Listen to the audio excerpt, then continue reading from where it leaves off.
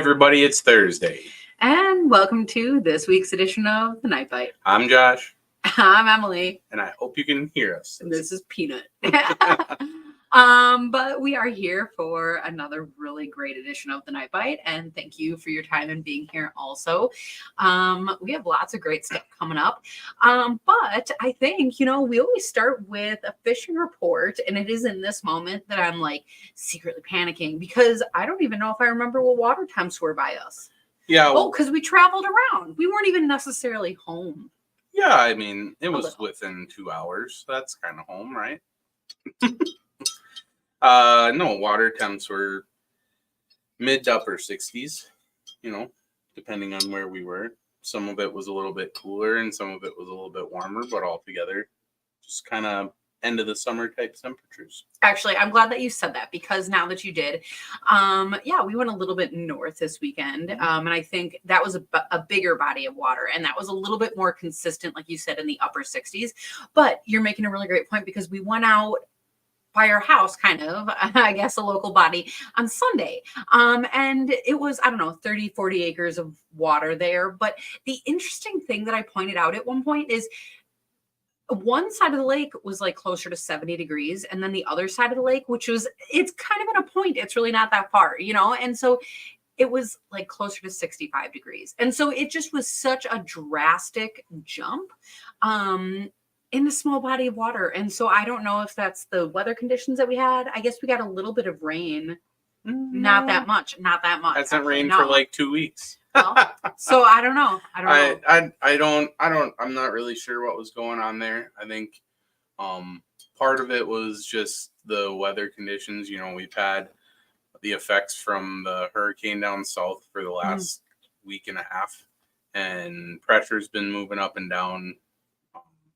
Wind's been out of the east primarily for the last 2 weeks, and I think honestly, a lack of rain does contribute a little bit, like negatively. I think, I feel like it because you don't get like a nice flush of water, and the water starts getting a little bit, stagnant. So Sunday we noticed that the water was low, even in that body of water. It was low. I'm just saying, with fresh inflow water, it seems like fish are a little bit more happy with a little bit of circulation rather than sitting there for 2 weeks in the same water. Well, and so I guess with that being said, we were talking about, Saturday, that there was that little bit more consistent water temperature on that larger body. Sunday, it was not very consistent on that smaller body. But the other funny thing, I guess, with that is that the bite between those two lakes could not have been more different. Yeah. Where do we start in unpacking that? I guess for me, this kind of goes back to what I was just saying about the freshwater. Our first trip, our trip on Saturday to go visit our friend Jim, was on a flowage, right? And so you have a constant move of water through that system. Probably why it was a little bit warmer. Anyways, it is a fairly shallow body of water, but also that river water coming in. And the fish were just, river fish, they just aren't as affected by the weather overall as some of the lake fish are. And so, yeah, we had a really good day.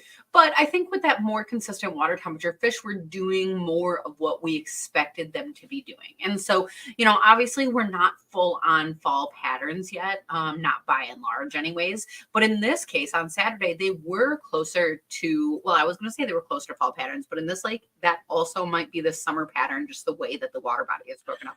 Yeah, that's an interesting point. I know that's a nuanced thing. You wouldn't get it because you were not there with us. But the thing that we were doing is, finding the structure that was out in this water. Yeah, and I don't think so much that we had a great day. Jim had an awesome day. But both of us were fishing really tight to structure, right? And so I don't really think it was as hot of a bite as maybe the pictures made it look like, or how we're talking. We caught a lot of fish. Zeroed in on but it was there was a stick, and then the fish were this, pretty close, on it, and then facing up. And so normally you'll have fish fishing out, or they'll be swimming around it. But these fish are just anchored to this, and then you drop your bait by them, and like some of my baits would go up over the stick and drag down the other side and like hit them in the face, and they go. I felt like it wasn't that serious. You kept What? saying that. Here's the thing: is we have a live scope, and so when we would put the live scope down, and you would come up to the, I want to say brush piles because that's like my normal term or something, but it's in this case, I don't know. These brush piles are way worn down just to like that main stick, that main trunk, or whatever's remaining in that water. But when you put the live scope down and you look at that, it was interesting. I should have taken a picture of this because you see that main stump coming up, or the trunk, and then you would see like the fish like almost dotted around it, and I almost made the joke that it almost still looks like it's a tree even though it's underwater. And that's why I said I should have taken a picture of it, because now that would have been a really funny reference. But one of the things that I do know that Josh is right about is that they were a little bit, I was going to say picky or nervous about the boat. And so as we would start to, because there was a little wind, if the boat would start to get pushed over these too much, we could still catch a few of those fish. But when those fish were nervous, I don't know, do fish get nervous, right? But that's when they would get so close to that structure. And honestly, I think one of the things is we have a Gen 1 trolling motor of the Ulterra. Yeah. And if you have a Gen 1, you know that spot lock is like, it's not spot. You're not locked on any spot. It's like, it's crazy. So we are kind of looking at updating our trolling motor a little bit to help us avoid running those fish over. But this is an interesting point because we were running into people at the launches because, okay, funny story, Jim spoiled us and he made us lunch. And so we did something that we never It was do. delicious. Yeah, we pulled the boat, I would say halfway through the day, not quite. Yeah, halfway. Went back, ate some I was going to say some delicious, the most delicious smash burger ever. I don't know if I've ever had a smash burger even. So, but when we were relaunching, we even saw people at that point that were like, oh, I've been here a few days and it's slow. And we're like, oh, you can only give so many tips without like walking somebody through. So that's why you watch this podcast, right? That's what we do here. But I that tells me that bite was pretty specific in finding that structure and kind of zeroing in on that bait and finding what they were eating. Yeah. Yeah. Fall is coming soon, I hope. Okay, Jim, that's interesting is because I think the leaves are really going to start changing here soon, but I think it's going to be kind of a lackluster fall where it just kind of all turns yellow and then brown. There's all of a sudden a bunch of leaves on my driveway already, and you guys, they didn't even turn nice colors. So I don't know. I'm excited for fall, but I feel like it's going to be like Huron's gone, and it's going to be like fast at this point. I don't know. Who knows? But the water temps are still up, and so the fish maybe aren't quite as into fall as we are. So we'll have to see what happens with the weather here. Yeah.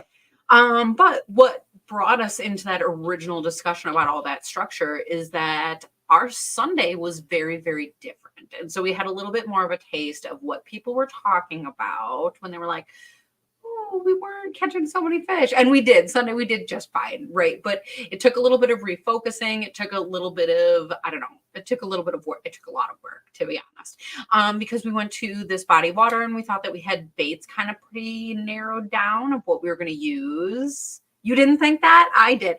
I felt like I knew kind of what we were going to use and how it was going to be. And then we got there and everything that I thought was like the opposite. And what these fish are normally doing, they were not doing. Like we said, the water was just a little bit down. But how did we change our look?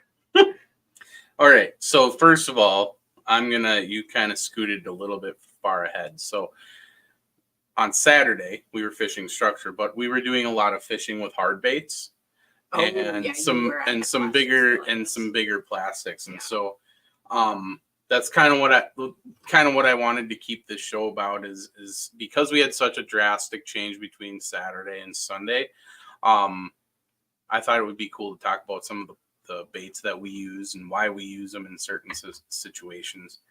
And so Saturday, being that the fish were holding tight to structure, we were doing a lot and like Emily said, they were getting nervous about the boat. So we were doing a lot of long casts with floats and a lot of long casts with just, baits. Like I talked about last week quite a bit, the hover rig's been something that I've really liked. And I pitched that quite a bit. But honestly, I think towards the end of the day, I had a lot more success because, in my feeling, the fish weren't really chasing, right? Like my hover rig would come over and you can float that pretty well, but it's still constantly moving. And I felt like my 1/16 ounce Z Viber under a float was able to go out there and I could make a pop, and you could feel it vibrate, and then it would sit there, and I'd let it sit there for like a 10 count, and then the bobber would go boop. And so I can't make a hover rig sit in one spot for 10 seconds, right? So Jim was having also success with the 1/8, I think, and he was vertical jigging fish, so he must have been chasing more a little bit more than we were. Hey guys, how's it going? And so that's what we were doing on Saturday, was a lot of like hard bait and bigger minnows, and like the fit. Like I even caught a bluegill on that little Z Viber, and You caught a bullhead on a I caught a big bullhead on like a plastic. 3-inch plastic. Yeah. Okay, and actually, I'm sorry, I'm totally detracting. Remember what you're talking about, because we're gonna come right back to this. But we had the live scope in, and Josh was fishing and cast out this bait. And you know what happened is we saw all of a sudden this fish like rush up, like Like 3 feet off the bottom. It like crushed this bait, you guys. I was like, Hey, John. this is a walleye if I have ever seen one, for sure. Like he was reeling it in and it was doing all kinds of funny stuff, and that was funny. And then you got it up and it was a bullhead. Big bullhead. Like I know that they eat and they're like catfish basically, and they're like predators, I guess. But bullhead, I feel like they eat at night. I don't know, not plastics. I don't know. This was intense. All right. Whatever. Keep going. So like she's mentioned, like we were using like 3-inch baits and hard baits, and even though the fish wanted a little bit slower presentation, they were still hitting those bigger baits. And so the reason why we didn't downsize is because I think at one point, like I had tried that and they didn't like it. Mm-hmm. And it doesn't really make sense. Why would they still be eating bigger baits with a slower presentation? Well, I think that just comes back to the whole circle of that body of water, right? So if those predator fish are a little bit slow, that probably means that the prey's acting a little bit lethargic, and maybe they're hanging tight to structure and stuff. And so it maybe has more to do with moods of fish than it does actual size. And they, and these were fairly big fish that we were targeting. So we're probably reading into it too much. I mean, these are things. These are all puzzle pieces. Those fish are sitting there, and they're like, "I won't bite this one." I mean, I used a small bait, so then why else wouldn't they? I'm just kidding. I'm just asking. This is a discussion. And you refuted it. So now post your argument. Okay. So obviously she's not going to. So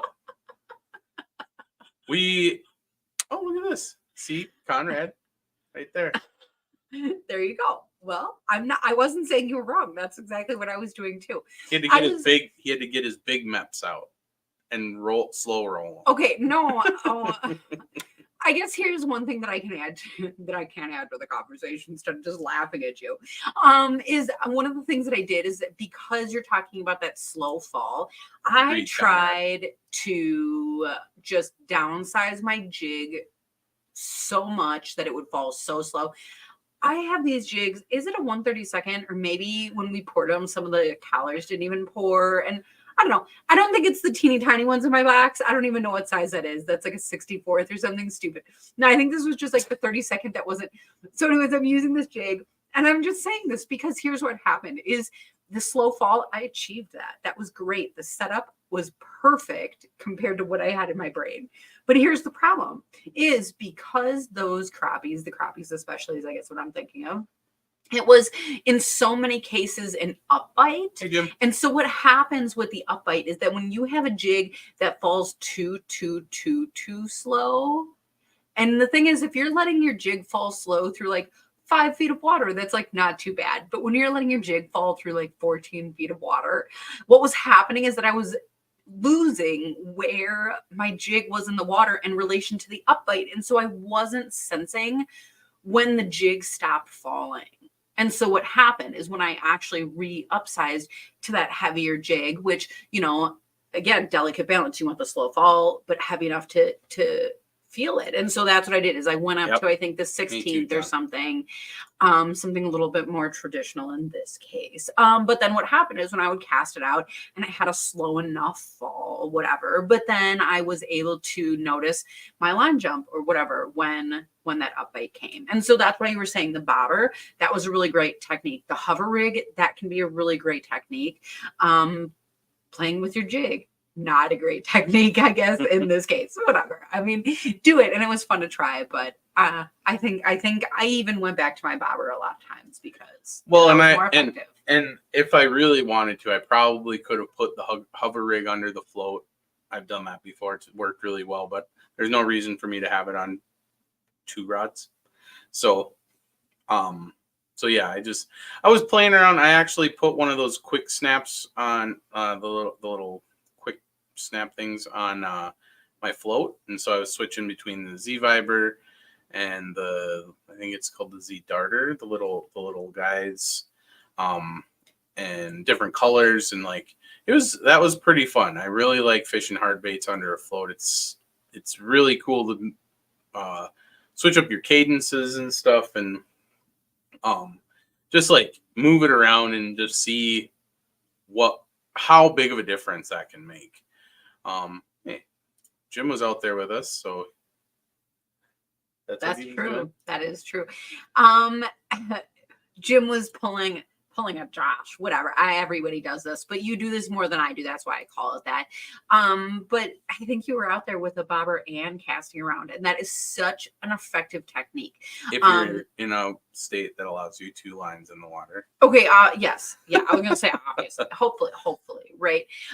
But because here's my thought is, you guys, when we're thinking of ice season a little bit, and that's what I do, is because it's like when you have, or at least this is what I do in ice, is stick with me a whole second, is I have a rod with something big that I jig, and then I have a rod with something like really small. And so if you can hole hop with like 2 holes, I know that seems a little bit crazy, but sometimes that big jig brings the fish in, the action brings the fish in, but then they go for that easy little bite. And so I think sometimes back to summer, when you have that bobber and you have like a search bait, whether that's your plastic, your hard bait, something that you're casting, you're going to be able to bring some of those fish in, have kind of a wider radius of fish that you're going to be able to pull from, get that attention, hopefully bring a whole school over to where you're at, right? But then once you have that bobber out, then it's that really easy strike that a fish can come at. The other thing is, if you're lucky enough to bring in that whole school of fish like that, and you have 2 baits out, just make sure that you're prepared to manage both of those, because in some cases, especially crappies, if they are coming multiple fish, you might get that bite both at once. Mm-hmm. I think Jim was saying he had that. I think honestly, did he tell us that he had to let one of them go because the other one was big and he grabbed it? Good for you, Jim. That's the way to go. So now that we kind of covered that situation, right? So we were fishing big baits a little bit slower, and then we went over to Sunday and we switched lakes. It couldn't have been more opposite. And it seems confusing. So I just kind of didn't really have a plan. I could have looked back and seen what we were using, but the last time we were on this lake was probably a month ago. And I know what we were using. I tried it. So I just kind of stuck with what I was using on Saturday, which was the little Z Viber was on my float rod. And this lake in particular, it's just a lot of casting at structure near shore. It's not super deep lake, and there's not really much else. There's no weeds really. There's not much in the middle of the lake. So, and this is a lake that we just started fishing this summer, so I have no fall or winter experience on here. So I don't know where the fish have moved besides where we've caught them already, and they've been consistent on the structure, up and down. Like sometimes they're shallower in, sometimes they're for a little bit deeper off the structure, but they're always holding there, right? And we went all day, 3/4 of the day, and caught 2 fish the whole day. And you caught 2 bluegills and I caught 2 bass. Oh yeah. And so then I put away that at lunchtime. I put away that Z Viber because I gave it a try. I ran it all the way around the lake, and I just kind of thought like, what else?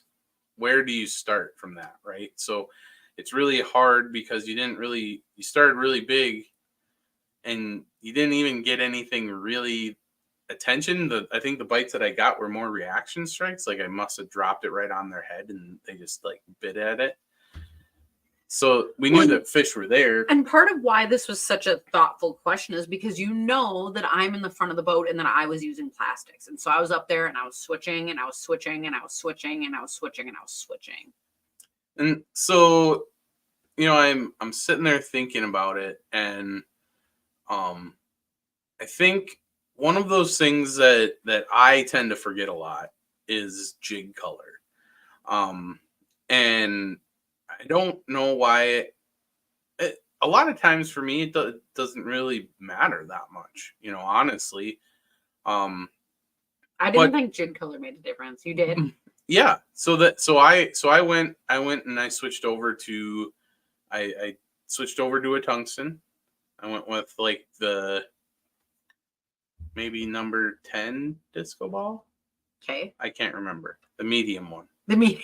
Okay. Yep. Yep. It would be number 3 from the bottom. And because there's 5 sizes. And so I put that on, and then I put a little black plastic bug on. That's it. And first cast, big bluegill.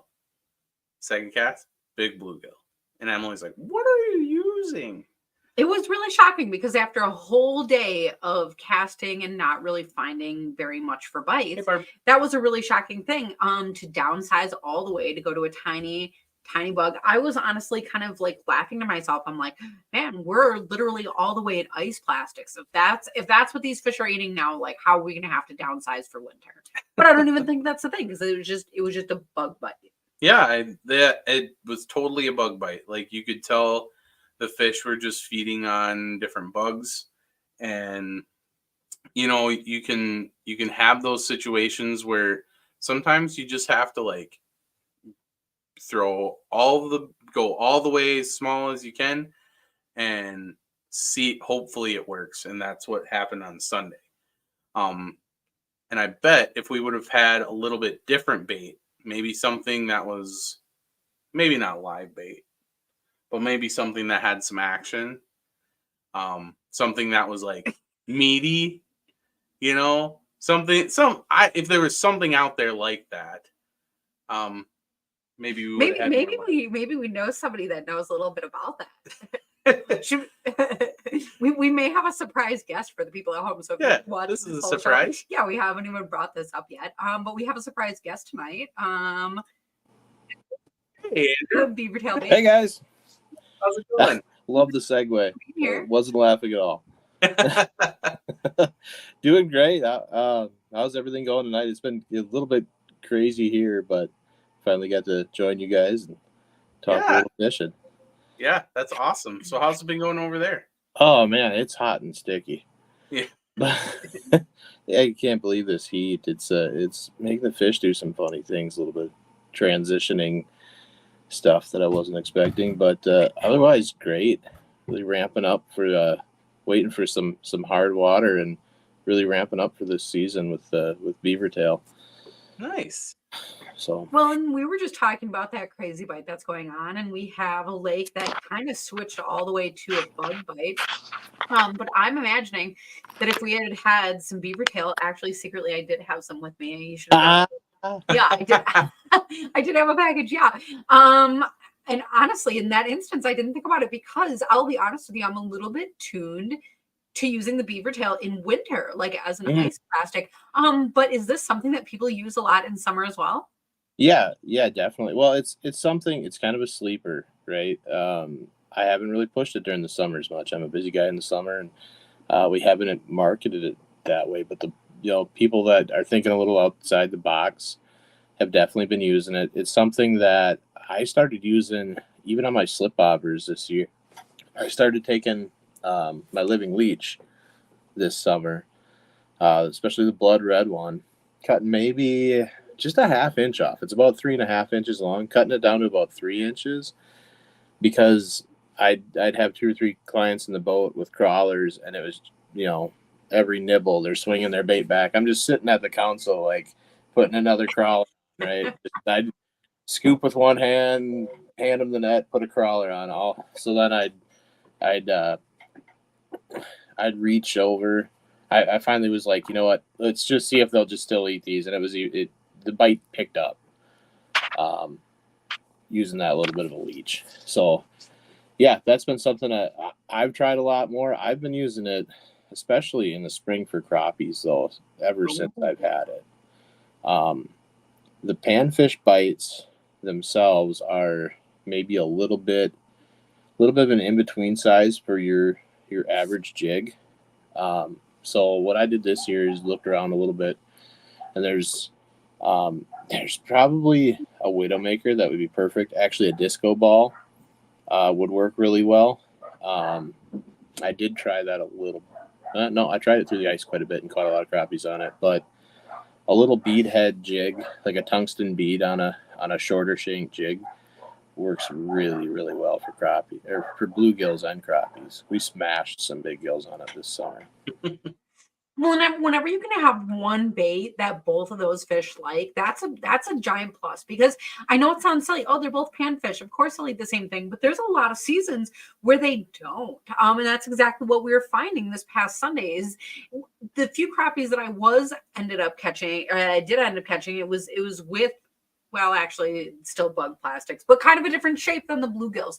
We found that what one was biting on, the other wasn't. And it's like, why? But beaver tail, they probably would. It's weird that, like, a lot of times you think crappies maybe a little bit bigger, a little bit more quick moving or more aggressive moving plastics or meat would be the thing, and bluegills you tend to think like little bug downsize, right? But that leech, I have not caught a crappie on it yet. Not that I've really exclusively targeted them with it, but I've caught a ton of bluegills on it on days when the crappies are only biting like the panfish bite or a small plastic or something really small. So it totally reversed. Like, I'm using a 3-inch bait for bluegills is kind of like definitely not what you're thinking of. You never know. I want to catch the bluegills that are eating that. So, yeah, a little commotion going on. It's always busy at this house. Oh, that's okay. We're down to people understand that. Yeah. We're down to 4 dogs. We had 13 a week ago. So oh my gosh. Yeah, we had puppies and yeah, just madhouse. 4 kids, 13 dogs, a beta fish. And you're trying to go fishing. Right. Yeah. I'm probably about an hour here after the kids are in bed. I'll be rigging up rods and got a guide trip in the morning. So, fun. Crazy time. So what is it that you're doing right now? Are you still using bobbers, or are you on to a new technique? So, it's interesting where I'm fishing. They're very, very bottom oriented. Like, usually panfish are, but usually you can set a bobber a foot or 2 off bottom and tend to find them. If you're more than like 6 inches off the bottom, you're not seeing fish, and we're in 7 to 9 feet of water. So I am still using some slip bobbers, partially just for client ease. Like, it's easy to see what a slip bobber's doing, but just fishing a jig and even fishing vertical has been out fishing it most days. Okay. I do like a vertical jig bite. I mean, honestly, that's a lot of fun to set the hook. I don't know why I feel like that, but I feel like that's one of the things that's telling us that fall is coming. Yeah, this particular lake is just super green, and it's been like it's gotten more like that later this fall. I will say that, but all year long they've been pretty low in the water column. Probably after June 15th, you couldn't catch anything if you were like halfway down or anything like that. But yeah, and then what we've seen is that the fish have they went from let me back up. This is a curly leaf lake, and everybody, curly leaf pondweed, super invasive plant. grows really, really thick, but it does happen to start dying back at like 70, 75 degree water temps. So here in Wisconsin in July, we start to lose it. So this lake goes from just dominated by weed cover to nothing in a matter of 2 weeks. Wow. And it's super fertile green water, so it doesn't really grow back very fast. So you go from like being able to look at inside weed curves and like straight weed lines to just like, okay, where do they go from here? Wide open expanse, so they can go anywhere. So early in the season, we'd find weed clumps and surviving curly leaf and stuff that was still hanging around, and we'd find those clumps and cast at them. Now those fish, like there's very little left, so they've spread out a little bit. And then ever since we got our first like 60s a week or so ago, the fish have really seemed to spread out and like leave where the weeds used to be and go to like I won't say I'm on them. They're just kind of everywhere. There's no big groups. You'll find a pod of them at a time of maybe 4 or 5, but they're not. There's like no rhyme or reason because they're in those pre-fall spots. There's some in the the winter holes, but nowhere to just sit and pound on them anymore. Okay, I'm so glad that you brought this up because I was going to say this is so much like the experiences that we've been having. And I'm even going to go all the way back to the weeds because we showed up at a lake and actually just about 2 weeks ago, maybe. And this is a place that we'd been before. And there was like such thick weeds that we literally could not get the trolling motor through it if we wanted. We had to like aboard, go somewhere else, like bail out of here, and it's funny because then this 2 weeks ago and we ended up back in the same bay kind of randomly and the weeds were like gone with period gone.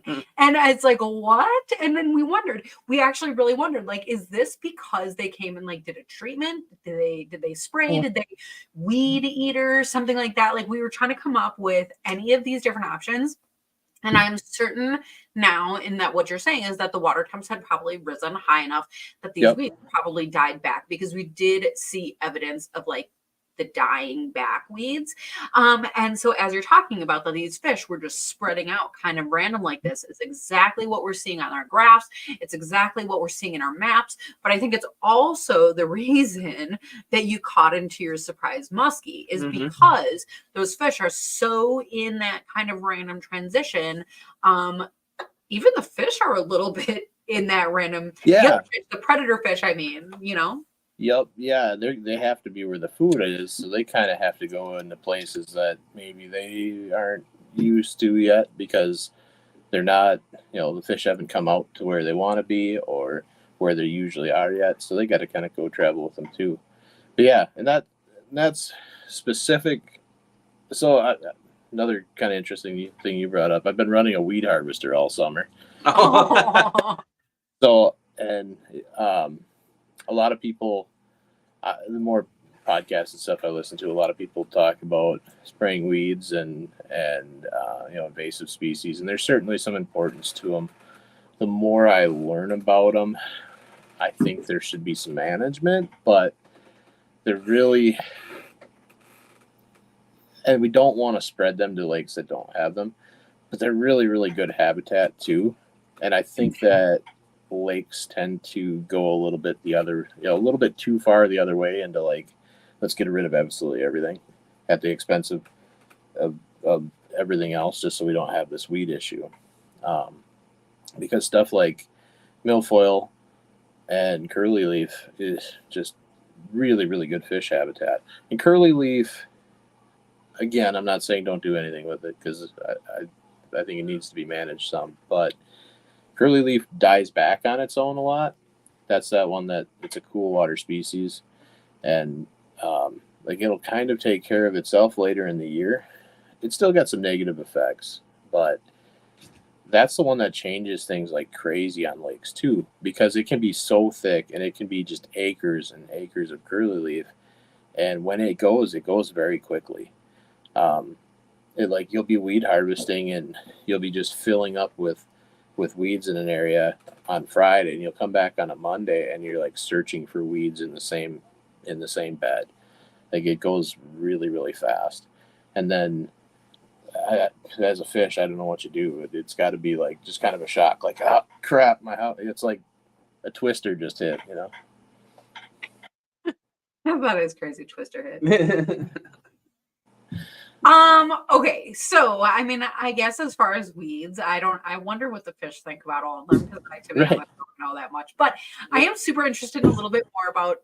Well, were you going to pipe in? I was going to bring up one more thing that people should look for, especially if you're in areas with some rock incorporated into your system. When you do lose those weeds, one thing that I noticed on that lake, the little lake we were fishing, actually has a little rock pile on it, and it goes from like 14 feet up to like 7 on the top, and it's just like a little rock island. It has like softball sized rocks all the way around it, a couple bigger rocks. I pulled 2 or 3 crappies off of that pile, but they weren't up on the water. They were just sitting on the rocks, and I'm almost positive there was bluegills mixed in with them. The water clarity was poor, so we couldn't get a camera on them. But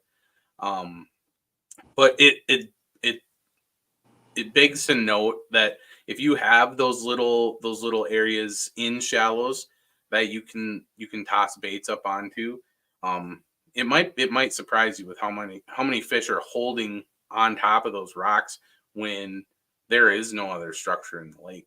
Right. So the other thing, yeah, totally, it would too. Sometimes like they'll go right to trees. They stay in the same areas. One thing I found early, again, June to July, so post spawn, was if I was side imaging and I was just coming across a ton of beds, like the big colonies, those areas still had fish. And it's like the fish didn't look ripe, they weren't spawning, but they're still in that area. Partly maybe because like those little dugouts are little places to hide, or there might be a little wood or near them. But I specifically look for those big colonies of beds, like old beds, and start fishing the closest cover to it for almost all of July.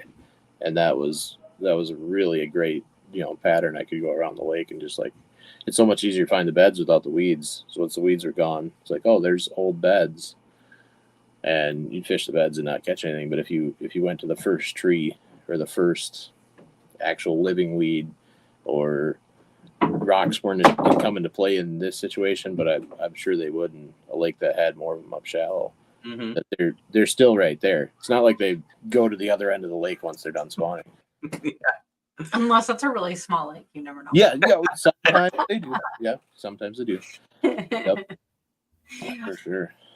So as you're fishing around this time of the year, or maybe all times of the year, I guess for some people, are there things that you are doing to prepare for winter, even though it is not ice? Yeah, we'll kind of roll with the weed topic a little bit. I'm looking for where there's still some weeds alive. Because that's going to be my first early ice stuff. Like usually that's way back in bays that are going to freeze. And looking for those weeds that are still really green going into November. They're still going to make some oxygen. They're still going to be around early ice. That's going to be really hot for gills. This next week, I want to spend a lot of time looking for some more offshore wood and offshore rocks, actually, just to have spots to hit.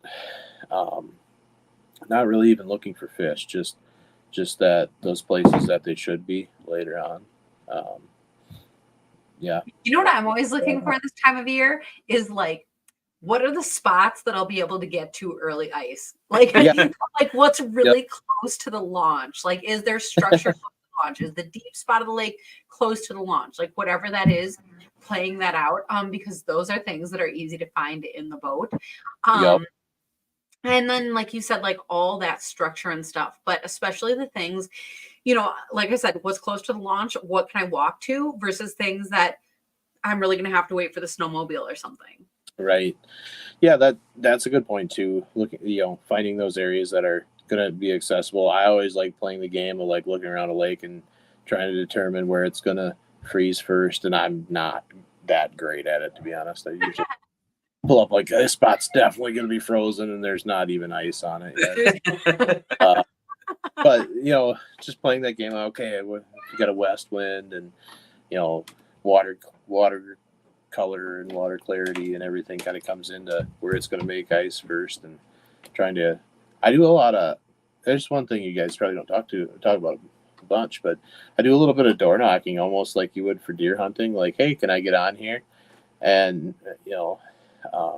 guiding it's a little tougher, but if it's just me going fishing, a lot of people, especially this time of year, they're up at their cabin still. Maybe they're still hanging out in September, and they're like, yeah, I'm not here. Obviously don't go in the house, but you're welcome to go down and use the water. A lot of people are willing to do that as long as you're not taking advantage of it. So, okay, down to some cool ice. Yeah, this is important because here's why. Is because I hear people doing this, or I think people say, like, I'm going to do this, but then I think people get nervous. And so this is something, if you have done this, I am interested if you have a little bit of advice. Like, so obviously you go, you knock on the door, you pick out the lake or the house or whatever. I mean, do you need a mutual connection? Is this like the equivalent of a cold call? Like, what do you say? Usually mine, so I have a little bit of an advantage being I work kind of in the marine industry. The company I work for does a lot of docks and lifts. So usually it's like, hey, we sold you a dock. I've met you in the showroom. Do you mind if I come down and walk in? But I've also went to a few resorts and stuff and just cold knocked and just say, hey, I'm looking to go ice fishing. The ice isn't great yet. I'd like to get down here, and even sometimes you kind of got to give up your spot a little bit, but usually most of those, more of the lake people than not, aren't big ice fishermen. And if they are, they probably already know the spot in front of their house, right? So, so you're like, well, there's a spot right down here I'd really like to get to, and it takes a little bit of guts, but just coming into it, be all right with a rejection or two. But honestly, you don't get a ton, especially if you're walking. If you're taking the snowmobile, dragging a bunch of stuff on, people are more hesitant. Some people worry about safety, which in Wisconsin, if you let somebody use the natural resources on or adjacent to your property, like use your property to access natural resources, they are actually protected from liability by the state. Usually if they're coming up with that point, that's not going to help your sales pitch too much. They've already kind of said, yeah, no. But if they're like, if they kind of come back and they're like worried about it, that is something that you can mention. Like, hey, as long as you're not charging a fee, you're not liable for me when I go on and off. So. I think in some of my experience, I think it helps if you, like, when I was in college, I used to go just cold call farms for like goose hunting spots. Because in college you don't own giant farms that have geese on them, so you just drive around, find the geese, and then you go find who owns that field, and then you go knock on their door. And it always helps to have like maybe a little something to like sweeten the deal, I tap trees in the spring, and like, if you let me on, I can grab you a jar of syrup next time I'm over, or something like that. Like that is always helpful when you're going on these cold calls. It kind of shows that you're not like a bad person, or sometimes, a lot of times too, at least in my area, there's the year-long people are a lot more of the retired folks. Right. Yep. Sometimes they had that lake house, they retired onto it because they used to use the water a lot, and now they're retired and maybe they can't get out very much in the wintertime because of access or whatever. And maybe you can just bring them a few fish, like clean them up some fillets, and then bring them a handful of fish, and maybe they'd enjoy that. So those are all things that you can use, like, or take them out fishing with you if right. Right. Yeah. That's always like hey, I want, if you let me on, I'll show you a spot that I think is really, really good. And, that works well. I always think about it too, is making the relationship. So if you get a no, then, I guess it's a little easier for me because I do a lot of lakeshore work too. I do like healthy lakes projects on the lakeshore, so I might mention that as almost like, hey, I should come back and take a look at this and just, nice to meet you. Why don't I give you a call to talk about your lakeshore? Or you don't have to do it so salesy, but just stop back and talk to them every year and maybe bring them some venison sticks next year. And it's pretty easy for a lot of those, even a no, to kind of get turned around that way, I think, too. People aren't, it's not like, deer hunting gets so political, kind of. This is my spot, my land. It's much more open and much less people saying no or being really protective of a certain area, because you could get there if you did a lot more work. Right. In most cases. So, I'm glad that you were making that point kind of after talking about, bring people out there to fish, though. Because here's a story that I was thinking about in my brain. Is like a few years ago, we were out fishing a lake, and there's a giant bunch of tree drops in the very middle of it. And most people, for whatever reason, don't know that it's there. And so it's cool. It just looks like we're fishing like the middle of nowhere in the middle of the lake. Yeah. It's like, okay, cool, But what happened is one time we were ice camping out there, and so that got a little bit of attention because people don't normally camp on this lake. And so some people, the locals that live on the lake, and they'd walk out and they'd be like, wow, aren't you cold? They have all these questions. But then, you talk about, there's a tree here, and, some of them are fishing and some of them are not. And most of them did not know that tree existed. And I was kind of starting to feel like, oh my God, like, dang I don't know, protecting my spot or something. I don't know how it's, but ultimately what I was realizing is that those are the people who lived there. Like, those were people that were not having like bad will towards the lake or something. They're not the ones that are like ripping out a million fish. And so it was kind of cool. Like, they became kind of stewardesses of like they could tell you who's there, and this is our profile now. But this is where our fish live, and that was kind of cool. Is like they were almost marking it, like, not to protect it. What are you going to do? It's like trees at the bottom of the lake, nothing, right? But like, I think that they cared about it too, and so that was kind of a nice experience for me to have, is to go from feeling like kind of protective to like willing to share. Yep. Yeah. We got to really be like, ice fishing is all about, community to me. And there's a lot of situations, I've even been in some, where you get like the fairly private lakes that have maybe a access that's really difficult, or, you can get access through this one guy if you ask him, but nobody else would let you, type of thing. And they get really, really heated, and it just kind of makes for miserable fishing. I mean, sometimes the fishing's amazing, but you really feel unwanted, and not, it just makes it not as much fun. When people start getting all very claimy about their lake, it just gets really south, and a lot of bad vibes there. So yeah, if you can, it kind of goes back to conservation. If you can show people something, but then also let them know like what their fishery looks like, and what you're doing not to hurt it. Putting some fish back. We're not, not eating any, only keeping one for the wall, keeping 10, whatever you're doing. They can kind of, you can let them know that you're not a threat. Like, you're there, you want to kind of, keep this space special too, right? Because if I bring everybody and take all the fish out, they aren't here anymore. Right. That's what people don't understand a lot of times. They're like, everybody's taking them out of that spot. Well, they've been taking them out for 10 years now, and it seems like better. So we're sitting here, the conversation kind of diverged from baits over to community a little bit. Yeah. And on that topic of community, we have ice shows coming up. Oh, yeah. We and you're one of the awesome vendors that are going to be at some of these ice shows, right? Absolutely. Yep. So that's a community in and of itself. For those of you out there that haven't attended an ice show before, go do it this year, because it's going to be awesome. If those of you that have, we're all jacked for it. So it's fun. Settle down. It'll get cool, and we'll start getting ice expos going.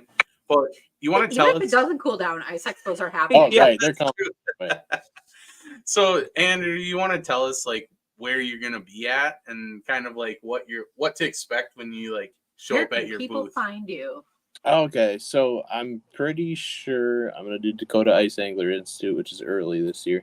Never Yep. done that before. I don't know what to expect there. It'd probably just be me, and then St. Paul. The St. Paul Ice Show has always been a staple, right? That's crazy. Luke and I from our podcast will be there, and that's Where are a you at in great. St. Paul? Do you know your What? spot? Yeah, we're right by Stryker on the main floor. So Nice. right, almost touching you. Whenever anybody's coming up to the wheel, they back right up to our booth. I think we're gonna have a new booth design this year, so I'm not even exactly sure what to expect yet. But be ready to be able to jig in our tank and see what beaver tail is all about. We're gonna just try and make it a little more efficient because we've always got new colors coming out, and there's always been so much like people picking colors and trying to get everybody through, and that's a very busy show. So we just want to be prepared for that. And then we're doing the Oshkosh Ice Fishing Show, and that was amazing last year. Best show I've ever had. It seemed to be a lot more. St. Paul's got a lot of things going for it. Just it's kind of a mecca of sorts where there's a lot of the big industry people there, but Oshkosh seemed much more personable. You could actually talk to people. It's a lot less of there's still crowds there, especially Saturday, but seemed like it was a little easier to talk to people. People I haven't seen at ice shows because it was the first one over in that area. I hear they're moving it. Is it true they're moving it to EAA this year, right? Yep. So quadrupled the size. Yeah, because it was.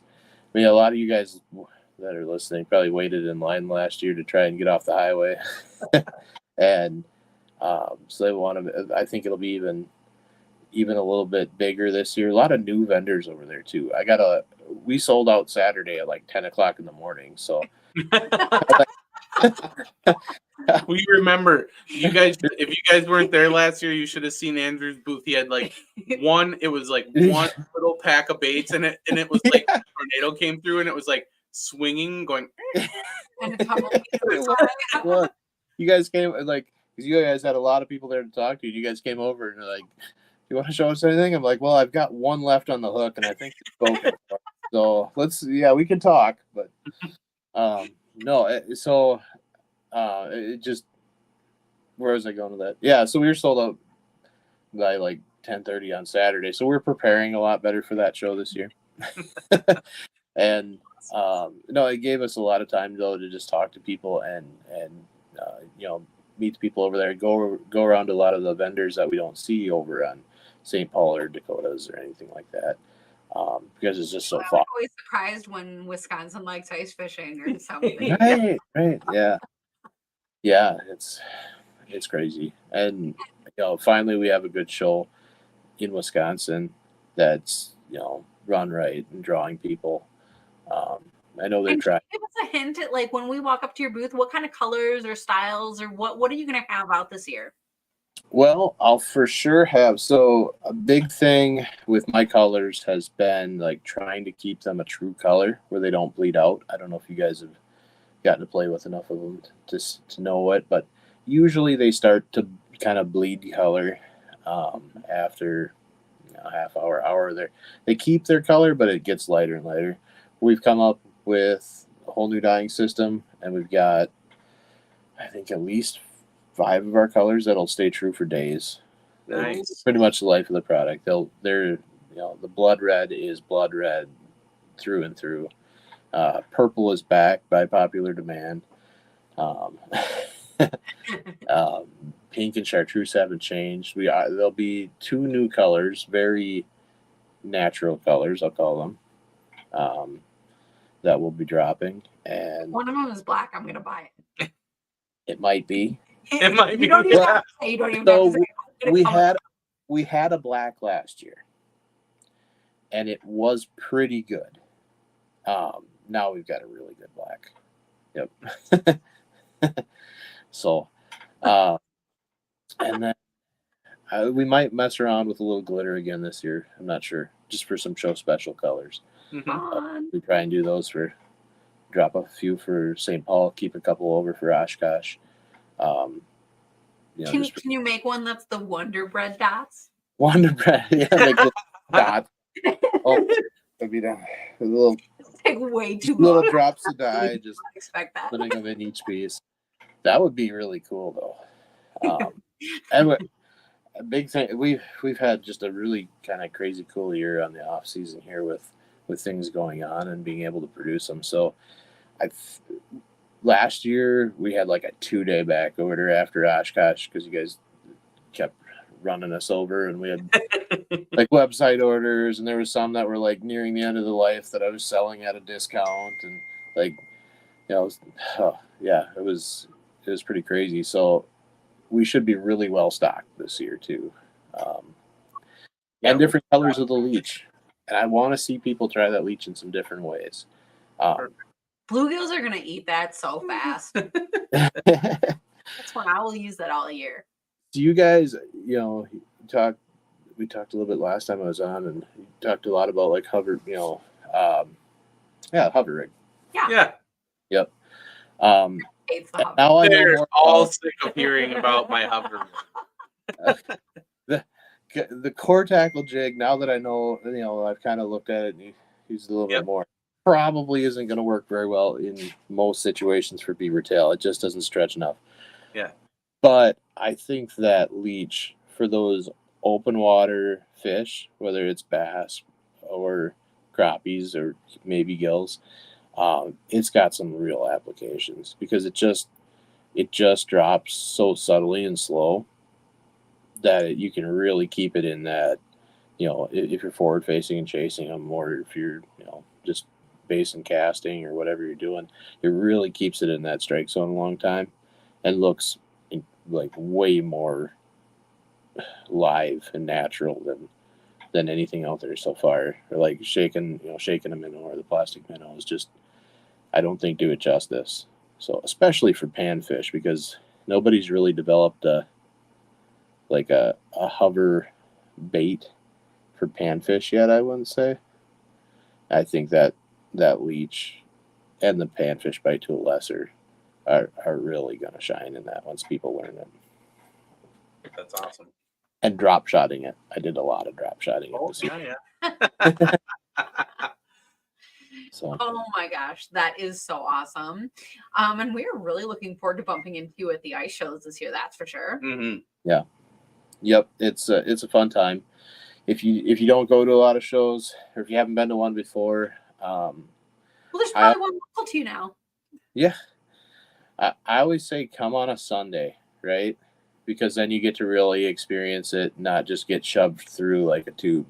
Like Saturdays are the day usually everybody has the opportunity to come, and we try and do everything. Friday. Yeah, Fridays, especially early on a Friday, if you get right off work and go in, that's a great time. You get like everything is still fully stocked. You get all the first of everything, and then it's usually pretty reasonable to see everybody, talk to everybody, and actually get to experience it. Saturdays are great. A lot of people only have Saturday, but it's always busier at a show on a Saturday. It's pretty crazy. So I hear a lot of people say, "Why would you go?" It's so you can't even see anything. It's because you went on Saturday at noon, 9, 10 in the morning. Even it's nuts. If you go to that same show on Friday, you get to see vendors you've never seen before, and we love that every year. Both shows, that we've done, we're still meeting new people, and there's still like 80% of you that haven't seen us before. Yeah, that's true. Yeah. That's true. So for people who are maybe too excited to wait for the show or expos, do you have a website or Facebook page or anything that people can check out? Yep, you can check us out on Facebook, beavertailbait, or on our website, beavertailbait.com. Check us out there. You can see some of our videos on Facebook. Technically, I've got a YouTube, but it's pretty darn small right now. and on Instagram, Beaver Tail Bait as well. You can see a lot of the underwater action stuff. Talking a little bit about rigging, how you cut it and modify it. That's a big thing that we like to do a lot, and a lot more about the leech on there as well. And you had mentioned your guide trips earlier on the show. Do you still have open days for this year or for winter? Yep. Yeah, stuff's starting to book fairly steady, but this winter is wide open. I've got mostly just weekends this fall, weekends and possibly Fridays this fall open yet. Mainly panfish, a little bit of bass this fall, and then early ice. I'm looking at doing a lot of perch and walleye trips. Getting out the Bite Me boxes, which is another vendor that you guys got to check out. For sure. And then I usually transition into basin crappie chasing once the basins get pretty firmed up, and we kind of bounce around. Last year was a year full of big northern pike, so that's something I started to really. If you're into big pike, that's something that I've really been pushing a lot too. We had a lot of them over 35 last year. Nice. That's awesome. That's a lot of fun. Yeah. So, Backroads Guide Service and backroadsguideservice.com. You can find out some more about me there. Well, that's perfect.